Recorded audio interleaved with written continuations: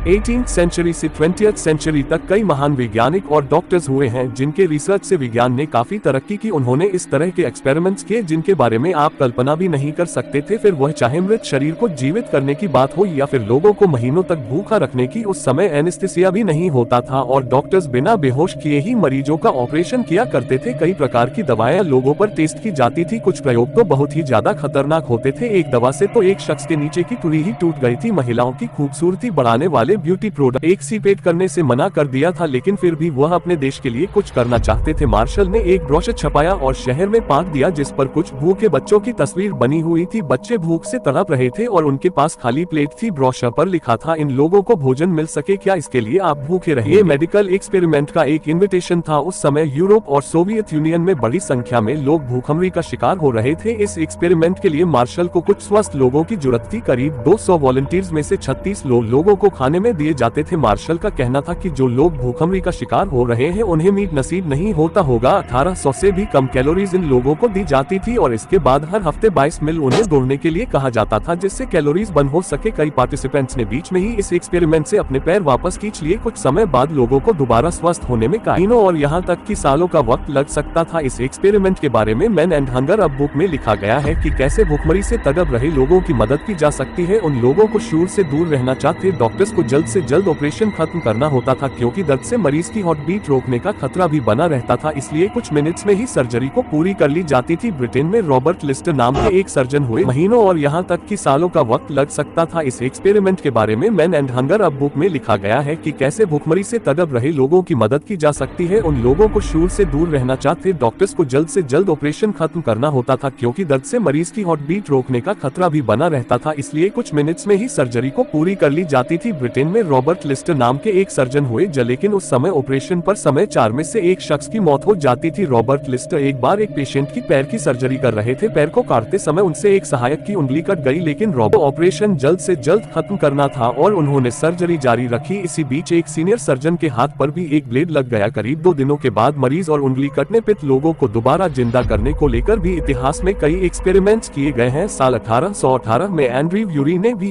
एक ऐसा ही एक्सपेरिमेंट किया था। मेडिकल फील्ड में योगदान के लिए यूरी को आज भी याद किया जाता है। साल 1751 में स्कॉटलैंड ने एक रूल पास किया था कि मौत की सजा पाने वाले लोगों की डेड बॉडी को मेडिकल पर्पस और एक्सपेरिमेंट्स के लिए इस्तेमाल किया जा सकता है। यूरी ने 14 नवंबर 1818 को एक एक्सपेरिमेंट किया। उनका दावा था कि वो एक मरे हुए शख्स को इलेक्ट्रिक करंट से जिंदा कर देंगे। असल में एक मेंढक के मृत शरीर में यदि करंट डाल दिया जाए तो उसकी मांसपेशियों में मूवमेंट होती है। यूरी ने कहा कि इंसानों में भी संभव है। एक्सपेरिमेंट दिखने के लिए बड़ी संख्या में लोग इकट्ठा हुए। यूरी ने डेड बॉडी के गर्दन के पीछे कट लगाया और बिजली के तारों को रीढ़ की हड्डी से जोड़ दिया। उन्होंने बॉडी में करंट छोड़ा और उसमें थोड़ी हलचल होने लगी। यह नजारा देख वहां मौजूद कई लोग बेहोश हो गए। पहली बार किसी लाश को अपने आप उन्होंने हिलते हुए देखा था। इस यूरी ने उनके लंग्स को करंट दिया जिससे वह सांस ले सके। इस प्रयोग में भी वह सफल होते नजर आए और उनके वीवरों ने इनहेल और एक्सेल करना शुरू कर दिया। हालांकि बाद में उन्होंने कहा कि बॉडी में खून की कमी के कारण वह लाश जिंदा नहीं हो पाए। आज भी हार्ट अटैक के दौरान या दिल की धड़कन रुक जाने पर डॉक्टर्स शॉक थेरेपी का यूज करते हैं। 20 सदी में डॉक्टर्स दवाइयों को लेकर कई प्रयोग करते थे। बेली कोई प्रोफेशनल नहीं थे क्योंकि उन्होंने कॉलेज की पढ़ाई बीच में छोड़ दी थी, लेकिन इसके बावजूद वह लोगों को यह विश्वास दिलाने में सफल हो गए कि उनकी दवाई काफी असरदार है। तेज दर्द हो, सेक्सुअल पावर बढ़ानी हो या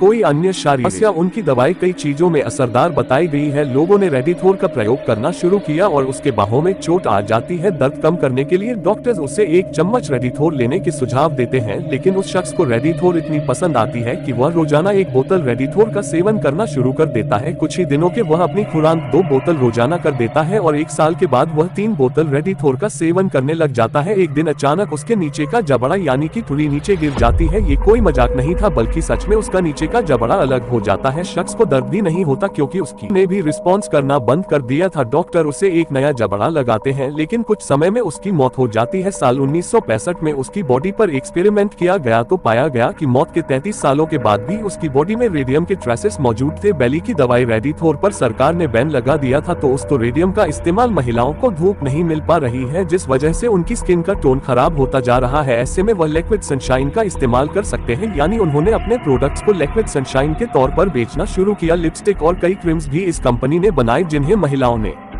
पसंद किया। हालांकि इनके साइड इफेक्ट्स के बारे में उसमें महिलाओं को मालूम नहीं था। आज भी दुनिया के कुछ हिस्सों में रेडियम का इस्तेमाल ब्यूटी प्रेस में किया जाता है। 18वीं शताब्दी से 20वीं शताब्दी तक और भी कई ऐसी घटनाएं हुई हैं जिन्हें जानकर आप हैरान हो जाएंगे। ब्यूटी कंटेस्टेंट्स उस समय भी आयोजित किया जाते थे, लेकिन उस समय की प्रतियोगिताएं आज से जज सभी महिलाओं की टांगों का निरीक्षण करते और उसके बाद अपना फैसला सुनाते। सुंदरता और अच्छा दिखना जितना आज जरूरी है उससे कहीं अधिक जरूरी पहले हुआ करता था। सन 1867 से लेकर 1974 तक अमेरिका के कई हिस्सों में यह कानून बना दिया गया कि बीमार लोग या फिर हैंडीकैप्ड लोग सार्वजनिक तौर पर नजर नहीं आ सकते थे, यानी कि अगर कोई विकलांग है तो वह घर से बाहर नहीं निकल सकता था और यदि वह किसी को नजर आ गए तो उनके ऊपर $1 का फाइन लगा दिया जाता था, जो उस समय के हिसाब से काफी बड़ी रकम हुआ करती थी। प्लेस पर नजर आने पर उन्हें जेल में भी डाल दिया जाता था, मानो बीमार होना या विकलांग होना कोई बहुत बड़ा दोष हो। सबसे अधिक गोल्डफिश खाने की प्रतियोगिता का भी आयोजन किया जाता था। पोस्टमार्टम फोटोग्राफी और डेड बॉडी का फोटोशूट भी लोग कराया करते थे और मृत शख्स की फोटो परिवार के लोग घर में लगाते या लॉकेट में रख लिया करते थे। गार्डन सजाने के लिए अमीर लोग हर्मिट्स का इस्तेमाल किया करते थे। हर्मिट्स जीवित लोग होते थे जो एक स्पेशल कॉस्ट्यूम या वेशभूषा पहनकर पूरे दिन गार्डन में खड़े रहते या बैठे रहते थे। उन्हें बस एक पुतला बनकर ही रहना है। हमें नीचे कमेंट सेक्शन में जरूर बताइएगा, और अगर इस वीडियो से आपको कुछ नया जानने या सीखने को मिला या फिर इंटरेस्टिंग लगा तो प्लीज इस वीडियो को एक लाइक करके अपने फ्रेंड्स और नमस्कार।